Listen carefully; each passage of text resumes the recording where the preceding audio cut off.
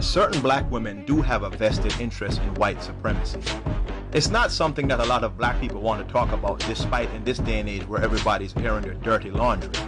You see, white supremacy indirectly benefits black women because they are used as a tool to keep qualified black men out of the workforce. Seeing how the black women directly benefit from this sinister affirmative action policy of hiring a minority, female, they have the upper hand on black men with income and so-called social status. They feel little or no sympathy or understanding of this complex situation like black women of the past did. This modern day generation of black women are totally indifferent to the wicked system that benefits them over their male counterparts. Instead of keeping quiet like black women did of the past, these modern day generation of black women get on TV, the internet, or any media outlet that will listen to them to complain that the black man is not on their level. This is so sick that it seems to be a bad joke, but it just won't stop. It's to the point that black women will support this unjust system just for their benefit, as long as it means black men cannot be above them in terms of income. These black women of today are totally obsessed with female superiority over no one else but the black man. They bow down and shine their teeth to white males in the workforce, but actually become aggressive towards a few decent black men who do get their feet in the door.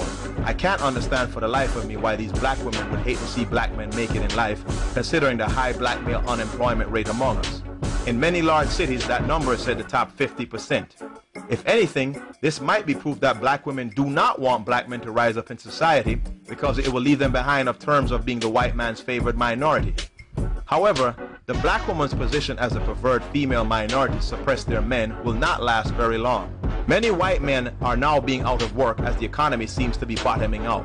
When white men are unemployed, then who else is there to put black women in their consolation prize position to keep black men out? The Arabs, the Latinos, the Asians? Nope.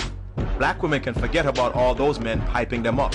Therefore, black women do have a vested interest to protect white males from losing their job. A good example that I read the other day was all of these Wall Street occupying protests taking place last year.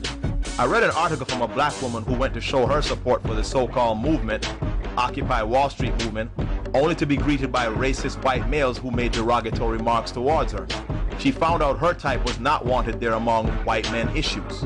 I think many of you black men have a very good idea of the minds of certain modern day black women of today to know that such black women were not at any Occupy Wall Street movement to bring black male plight to the forefront, but instead to protect their interests alone.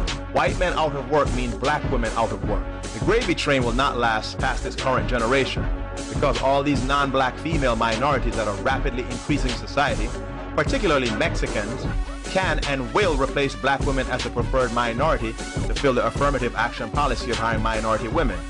The only thing stopping this change from happening overnight is the immigration status of many Latinas and their English language proficiency. Many Latina women are generally more appealing to white men over black women in the first place, as well as raiding the place of sassy black women will be an option many people will not turn down. I know this much. When black women end up replaced in the workforce by other minority women, which is already the case in such places as Los Angeles and Miami, they will not have too many decent black men to comfort them. They have humiliated black men beyond belief that the few brothers who do matter will not sympathize with them anymore. I know I sure as hell won't feel sorry for all of these so-called independent black women who are berating black men every chance they get and beating their chests that they were superior to black men. Maybe they can find one of these unemployed white men to comfort them.